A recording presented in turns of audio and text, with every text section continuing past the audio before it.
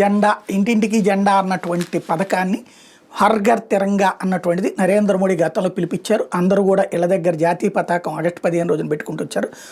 ఆ కార్యక్రమంలో ఈ దఫా చంద్రబాబు గారు పాల్గొన్నారు.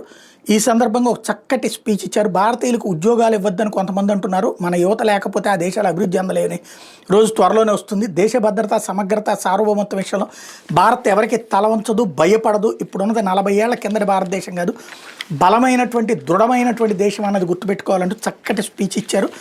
ఎవరికి భయపడాల్సినటువంటి పనే లేదు అన్నటువంటిది. అదే సందర్భంలో విశ్వగురువుగా అవతరిస్తున్న భారతదేశం అని గుర్తు చేశారు. హర్ ఘర్ తిరంగా లాంటి కార్యక్రమాలతో మనమంతా ఏకతాటిపై ఉన్నామనే బలమైన సందేశాన్ని ప్రపంచానికి ఇవ్వాలి అని పేర్కొన్నారు. ప్రతి ఇంటి మీద, కార్యాలయం మీద ప్రతి ఒక్కరి చేతిలో జాతీయ జెండాను రెపరెపలాడించాలని, త్యాగదానులు స్మరించుకుంటూ జాతి కోసం పునరంకితం కావాలని పిలిపించారు. హర్ ఘర్ తిరంగా కార్యక్రమంలో విజయవాడలో ఆయన పాల్గొని ఈ స్టేట్మెంట్ ఇచ్చారు.